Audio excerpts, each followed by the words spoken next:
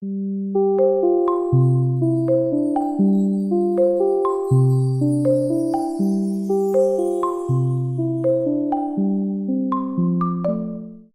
vam jaz mogoče začela z vprašanjem. Mene malo zanima, po vašem mnenju, kaj je tisto, kar danes loči enega Slovenca od enega pripadnika večinske skupnosti v tem okolju, v katerem živimo?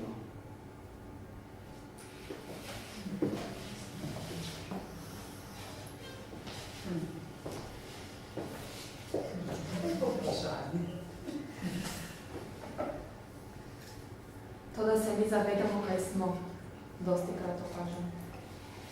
Zavest. Jaz sem zračna, bo zaprla, da sem dveh na prepinku, se pravi zavest. Še kaj? Ampak kako jaz hodim po cesti, ne vidim zavesti. Kako vem? Fizično. Ja, ne vem, sprašujem. Fizično pa ne. Ne, fizično ne, bolj dobro je človek delja, mislim. Na cesti se ne more. Tako, zelo enostavno, preprosto. Kako veste, ko se sprehajate po vasi, kdo je Slovenc in kdo ni Slovenc? In srečujete ljudi, greste v trgovino. Ja, če se Jezik, okej. Še kaj drugega poleg jezika? Hočem čuti za skupnost. Okej. Odnos, v tri majhne stvari se to več počele, je zelo individualen ali pa... Nek pripadnost skupnosti. Ja, tak čuti za skupnost, mislim, da to nas označuje v stil življenja. In kako se ta pripadnost skupnosti praktično kaže? Da je odprt, ne, ja, vsak dan tudi kako je to. Da več je kakšno zavestno,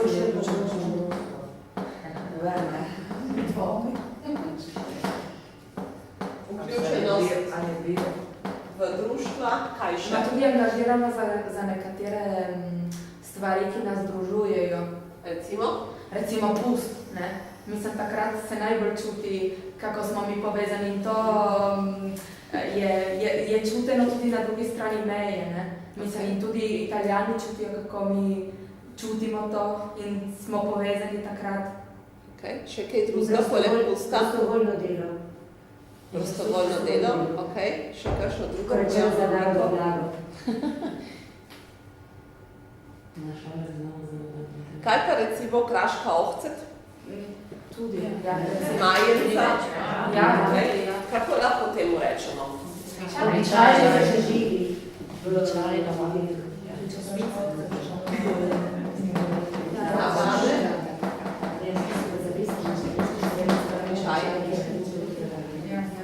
Ali pa postavljanje mlaja tudi.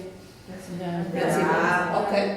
Se pravi, zdaj imamo nekako enih 5 stvari, nekako zavest, to pripadnost skupnosti, potem imamo jezik, potem imamo to konkretno vključenost v naša društva, delovanje, organizacije, kakoli, in potem imamo navade običaje. Smo še kaj pozabili, ali je približno? Vključeno skupno zgodovine, skupne korenine, ki nas družijo kot vrednote, tudi skupne vrednote. Okay. Zgodovinski spomin se temu reče v navadi.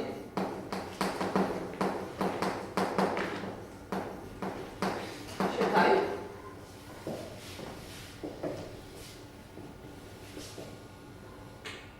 Jaz mislim, da smo, ne? V bistvu smo zajeli. Zdaj, nekdo, ki ima ta, bom rekla, slovenski zgodovinski spomin, okay? Ki govori slovensko, ki se čutni pripadnik naše skupnosti, ki je vključen v naše delovanje, v društva, v neke razne organizacije, športne, kulturne, pevske zbore, glasbeno matico, karkoli. In potem, ki se udeležuje pustnega rajanja, gre na kraško ohce, gre na majence, dejansko deluje v sklopu teh naših običajev, je nekdo, ki ga mi označujemo kot zamejski Slovenc. Ja? Okay. Tisti tipičen, je res. Ampak poleg tega tipičnega zamejskega Slovenca imamo še nekaj drugih, bomo temu rekli, gradacij pripadnikov naše skupnosti.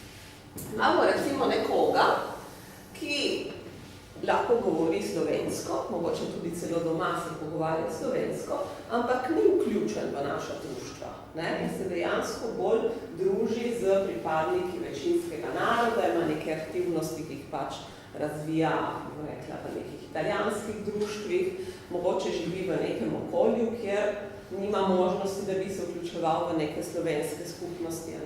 To se pravi, nekdo, ki ga z našo skupnostjo združuje jezik, ampak veliko drugega ne.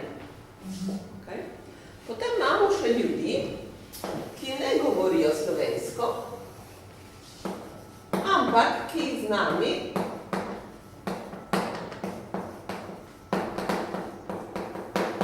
združujejo navaden običaj. To so ljudje, katerih nono, ki ne so bili Slovenci, oni ne govorijo nič, nekaj razumejo, ampak jih srečaš tako v Osmici, kot pridijo na pust, kot grejo na Majenco, na Kraški ohceti. To se pravi, so ljudje, ki dejansko živijo te navade, niso nujno samo slovenske, morajo se moče malo bolj lokalne, ampak tudi slovenske, ampak ne govorijo jezika. Okay? Zdaj, naša skupnost, če se strinjamo, ima tukaj neko jedro, kjer je tisti tipični zavenski Slovenc, in potem od tega jedra se ti ljudje oddaljujejo po nekih določenih gradacijah. Zdaj, vsaka manjšinska skupnost se sooča z nekim pojavom, ki pravimo asimilacija. Okay? In kaj pomeni asimilacija? Dostaneš nekakšen način sicer povezan, skupnostjo, da se potem nekako nivo jezika, nivo odnosov, vse te povezave se zniža. Tako, se oddališ.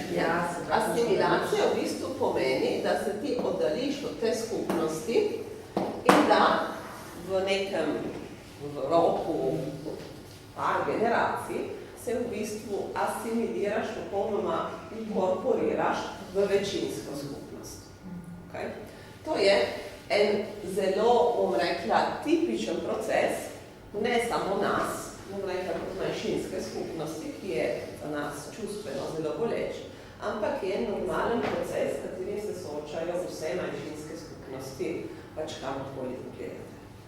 Tisto, kar je pri tem, je tudi nek normalen proces, zato ker ko ti živiš v nekem okolju, nimamo nekega rezervata indijanskega, in kjer dejansko zaščitiš ljudi in so tam in takšni govorijo tisti jezik, ima ste kulturni običaje in to je to.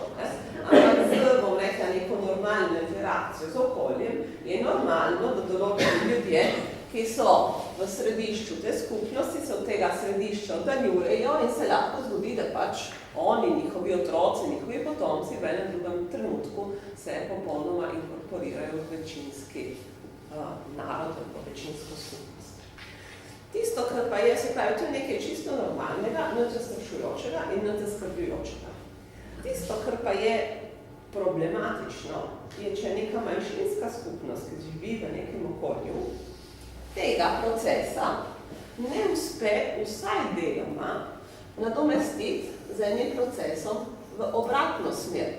Zato, ker če ljudje samo odhajajo od skupnosti, se ti dogaja, da je ta jedro zmeraj manjše, in dejansko tudi ti krogi so zmeraj manjši in potem dejansko to se kot snežna kepa, ta postopek samo še bolj pospešuje. Ker manjše kot je jedro, manj je možnosti za uporabo jezika, manj imaš športnih dejavnosti, to se pravi tudi manj možnosti, da so otroci, bom rekla, vzgajajo v tem jeziku in potem se ti vse skupaj začne zelo, zelo hitro krčiti. Ključnega pomena je torej, da ti kot skupnost razmišljaš, da vzpostavljaš neke mehanizme, ki omogočajo ljudem ne samo, da se oddaljujejo od skupnosti, ampak da se približujejo skupnosti. Okay? In en ključni mehanizem, ki to omogoča, je jezik.